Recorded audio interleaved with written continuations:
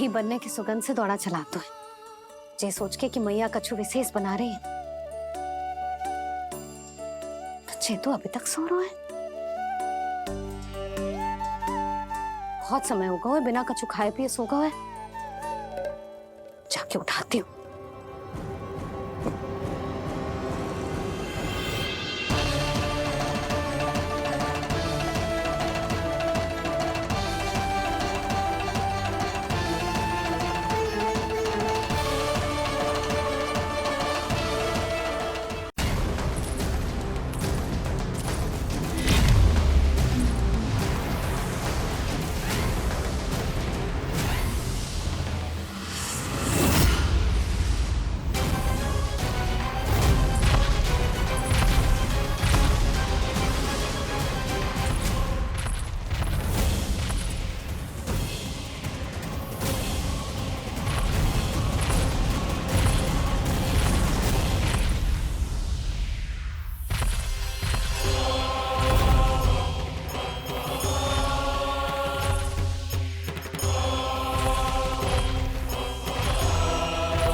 कौन है जो मेरे क्रोध को भड़काने का प्रयास कर रहा है?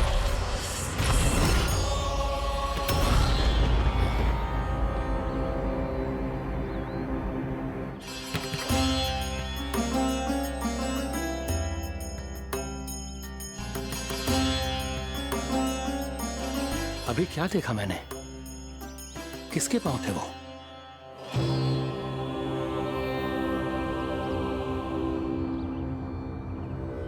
मैं आप सबका कष्ट हरूंगा।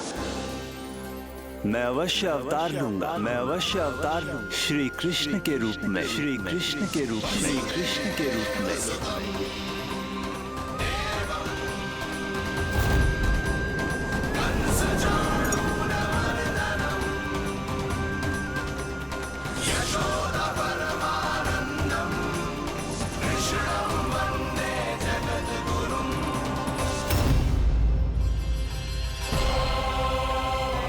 नहीं, नारायण चोरी नहीं कर सकते।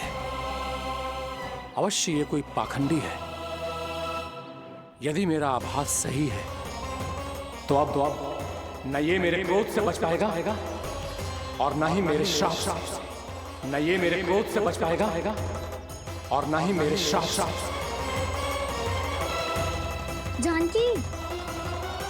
जानकी को मैं ऐसी स्थिति में छोड़ के नहीं जा सकता। क्या होगो? कछु तो बोल। कछु करना चाहिए मुझे, पर करूं तो क्या? वापस गया तो जानकी और कस्तूरी पकड़ लेगी और मैया के पास ले जाएगी।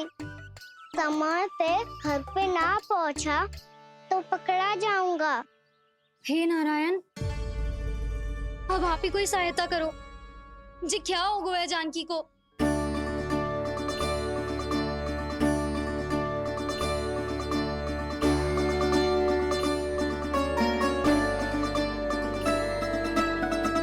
कस्तूरी, कस्तूरी, कस्तूरी। जी मेरा नाम किसने पुकारो? कौन है वहाँ? रानी भाभी, रानी भाभी, तनिक सहायता करो ना। भाभी, जे देखो ना जानकी को क्या हो गया है। जानकी, जानकी, क्या हो गया है? कस्तूरी, तनिक जल लेकर आ। जानकी, क्या हुआ?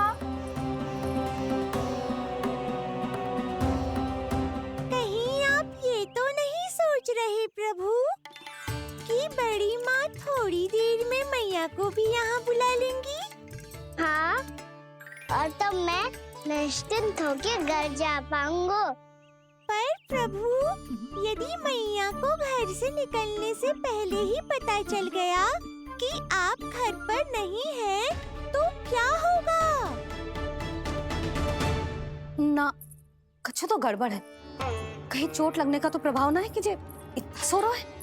यदि मैया को आपकी अनुपस्थिति का पता चल गया तो क्या करेंगी वो? यशोदा, मुझे लगता है कि तुम्हारा मन ना आजकल ढूंढने लगो है कि कहीं से तुम्हें चिंता मिल जाए और तुम उसे व्यर्थ में ही ले लो। कहना क्या चाहते हो आप? यही कि तुम्हारा लल्ला कितनी शांति से सो रहा है और तुम यहाँ उसकी चिंता कर रही। अरे सुबह की चोट को तो कब का भूल गए हो। तुम ही बताओ, तनिक भी पीड़ा होती इसे तो इतनी शांति से सो पाते हो? ना। तो बस, तो फिर चिंता मत ही करो। मैं रहूंगा ना इसी कक्ष में, ध्यान रखूंगा उसका। तो जे बोलो ना, आपको भी कान्हा के जैसे चादर तान के सोनो। अरे ना, भरी दोपहर में कोई सोता है क्या भला? पक्की बात? हाँ, पक्की बात। मैं लल्ला को ध्यान रखूंगा, तुम चिंता मत करो।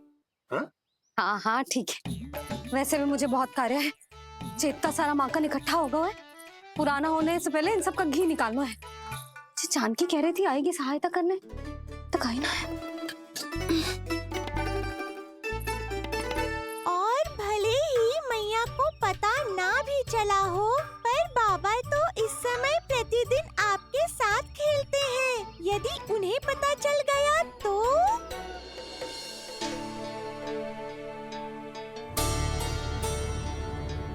देखा मैया कितनी चिंता करती है तेरी। एक बार बाबा को पता चल गया तो फिर मैया को तो पता चलना ही है। उनसे अधिक देर तक छिपा नहीं पाएंगे बाबा।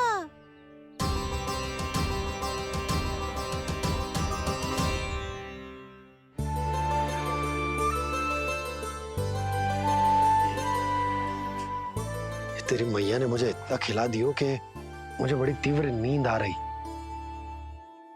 मैं यहीं तेरे साथ तनिक विश्राम कर लेता हूँ।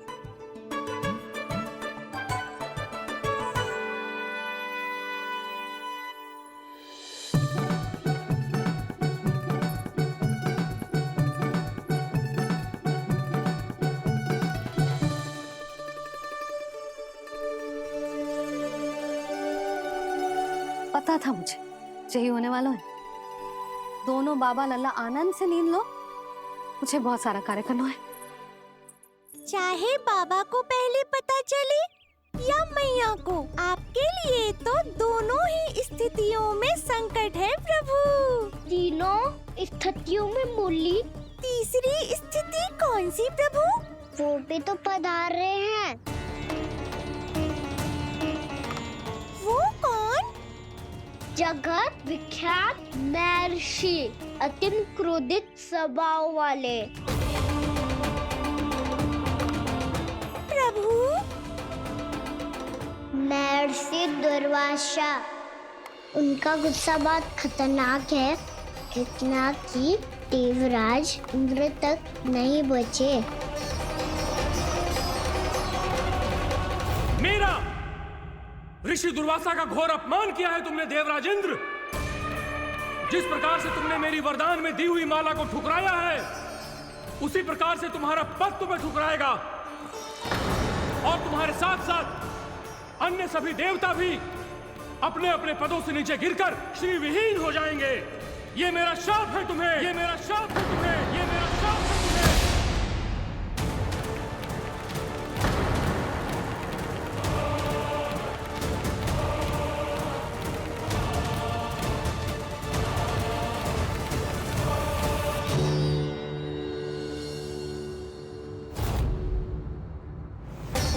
उनकी अर्धांगिनी को भी उनकी क्रोध का सामना करना पड़ा।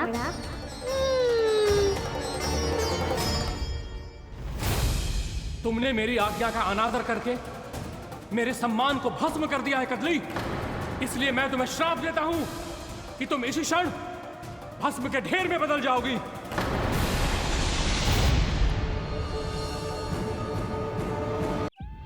ये क्या किया महर्षि आपने? इंद्र को भी नहीं छोड़ा, देवताओं पे भी दया नहीं की आपने, और अब मेरी पुत्री को अपनी क्रोधाग्नि से भस्म कर दिया। मैं आपकी संवेदनाओं को समझता हूं ऋषिवर, परंतु यदि मैंने देवताओं को श्राप न दिया होता तो समुद्र मंथन भी न होता और उन्हें अमृत भी न मिलता। और अब मेरे श्राप से आपकी पुत्री और मेरी पत्नी कदली फल बनेगी और श्री विष्णु जी की कृपा से सभी पूजाओं में सबसे अधिक प्रयोग होने वाले फल होने का सम्मान प्राप्त होगा उसे।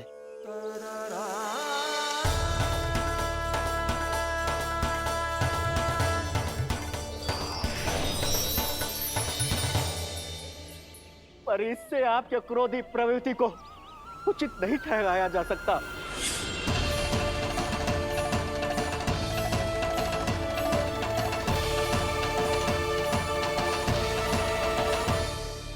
पर प्रभु, आपको उनसे संकट क्यों है? उन्हें थोड़ी ना पता है कि आपने क्या किया है। उनकी तपस्या की शक्ति को कम मत आगो मुरली, उन्हें सब पता चल चुका है। फिर तो फंस गए बुरी तरह से। अब केवल भयभीत ही करोगी, कोई उपाय भी सुझाओगी? प्रभु, इससे पहले कि ऋषि दुर्वासा या कोई और घर पहुँचे, आपको घर पहुँचना होगा ताकि मैया किसी और पर विश्वास ही ना करे। तो चलो फिर।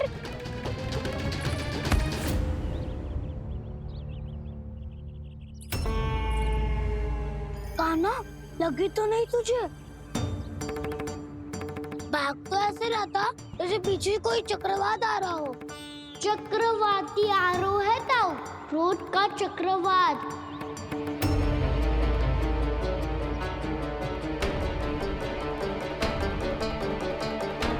कैसे संभालूंगा मैं महर्षि दुर्वासा को?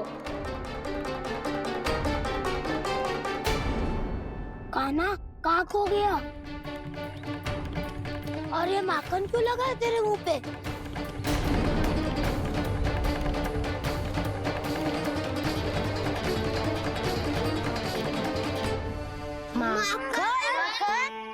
तुम सब यहाँ क्या कर रहे हो? मैंने तुझे चुपचाप घर से निकलते हुए देखा तो मैं इन सब को एकत्र करके तुझे ढूंढने निकल पड़ा। देखो देखो, उसके मुंह के साथ उसके वस्त्र पर भी माखन लगा है।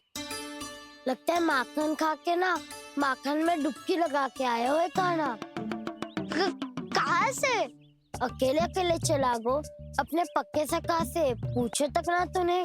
मुझे भी ले चलता कान्हा, मेरी मैया तो बिना पूछे माखन सुने भी नहीं देती। मुझे ऐसा क्यों लग रहा है कान्हा कि तूने माखन चोरी चुप के खाया है, और वो भी किसी अपरिचित के घर से। कान्हा, किसी अपरिचित घर से ना खायो। मैं तो जानकी के घर गया था चुपके माखन खाने। हैं? प्रभु, अपना भेद स्वयं ही बता दिया सबको।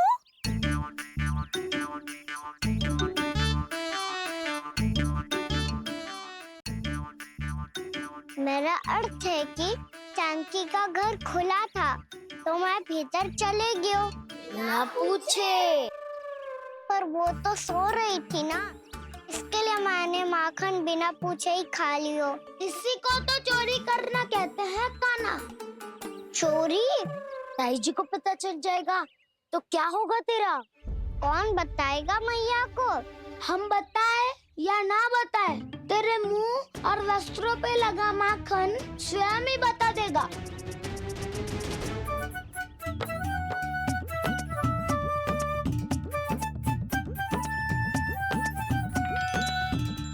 माखन तो आपके वस्त्रों पे भी लगा है दाऊ। ये तो तब लगा होगा जब तू मुझसे टकराया था। हाँ, मैया तो यही सोचेगी ना कि आप मेरे साथ ही थे। अब बताओ, कौन बताएगा मैया को? वसंता भी ने तो सुना है, ये बताएगा। सोच ले वसंता, मैया को मेरी बुराई सुन के क्रोध आया तो? नाना, मैं ना बताऊंगा। जब तक मुझसे सीधे सीधे प्रश्न ना किए जाए तब तक मैं कुछ ना बताऊंगा। यदि यहाँ सत्यवादी मधुमंगल होता तो वो पक्का बता देता। तब तो अच्छा है वो यहाँ नहीं है। मोमो मैं बताऊंगा ताई जी को, क्योंकि मुझे ताई जी ने सब सूचना देने को कहा था। कब? सुबह जब मैं ताई जी को पूजा के फूल देने को गया था। सुन, तेरी आंख के सामने कछु उल्टा सीधा हो या कोई अत्यधिक शरारत करे तो सीधे आके मुझे सूचना दियो, समझ गो? ना बताएगो ना तो मैं कान्हा को बाहर भेजने की आज्ञा वापस ले लूंगी। नाना आप आगे वापस मत देना, मैं सब बताऊंगा। इसलिए आपको तो ताई जी को बताना पड़ेगा। अर्थात मैया ने आपको बाहर भेजने से पहले ही गुप्तचर की व्यवस्था कर ली थी। मैंने वो वचन दिया है। मेरी आंखों के सामने कुछ भी उल्टा सीधा हुआ तो मुझे सूचना देनी पड़ेगी। पर तेरी आंखों के सामने कुछ उल्टा सीधा हुआ ही ना, वो बातों में उलझा रखा ना, मुझे बताना चाहिए ना तो अनुचित होगा बलराम। और सखा को फंसाना अनुचित ना होगा, क्यों दाऊ? ये निर्णय मैं कैसे करूं? तो और कौन करेगा? कीचड़।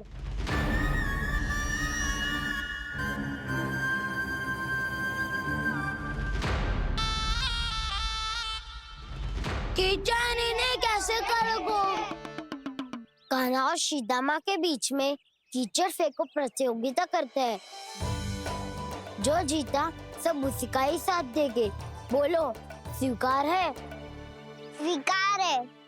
तो मुझे भी स्वीकार है। पर नियम क्या होंगे? जो पहले थक जाएगा उसको हारा हुआ माना जाएगा, या फिर जो 2 बार अपने विरोधी पर कीचड़ फेंक देगा वो जीत जाएगा।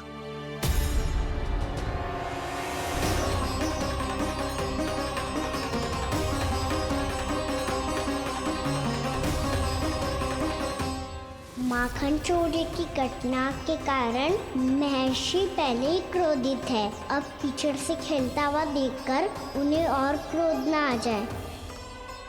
कहना तेरा ध्यान कहाँ है?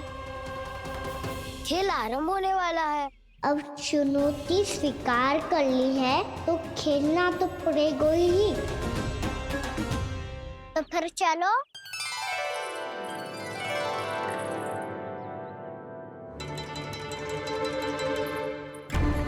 अरे हटो हटो, तनिक धुआं तो जाने दो। को तनिक नजर उतार लूं मैं। अरे वैद्य जी उपलब्ध ना है, मथुरा गए हुए हैं। इसकी स्थिति का उपचार किसी वैद्य के पास भी ना होगा, पर मेरे पास है।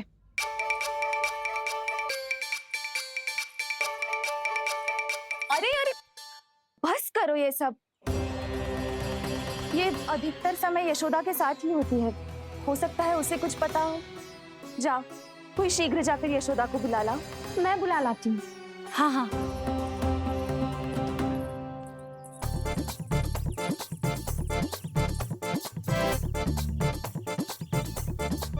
मैं ही बनूंगा निर्णायक। नाना इसे ना बनना चाहिए। ये तो कान्हा के हाँ में हाँ मिलाता है। बलदाव को ही बनना चाहिए निर्णायक। हाँ हाँ, बलदाव को ही निर्णायक बनना चाहिए।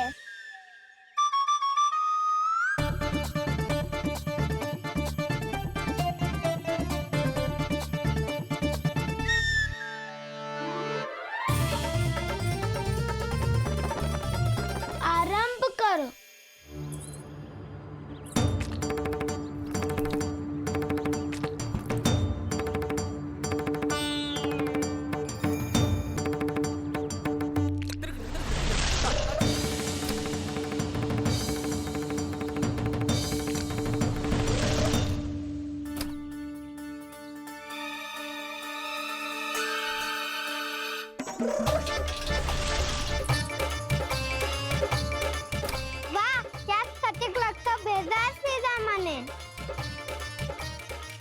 मैंने भी ऐसे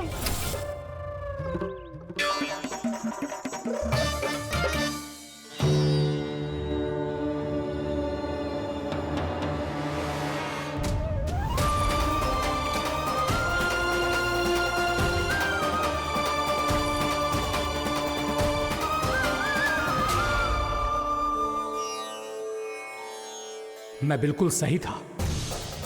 जो बालक सबके घरों से माखन चुराए, जो कीचड़ से खेले, वो नारायण का अवतार कदापि नहीं हो सकता। ये अवश्य कोई छलिया है जो कृष्ण होने का स्वांग कर रहा है। इसे इसके अपराध का बहुत कड़ा दंड दूंगा मैं। इसे इसके अपराध का बहुत कड़ा दंड दूंगा मैं।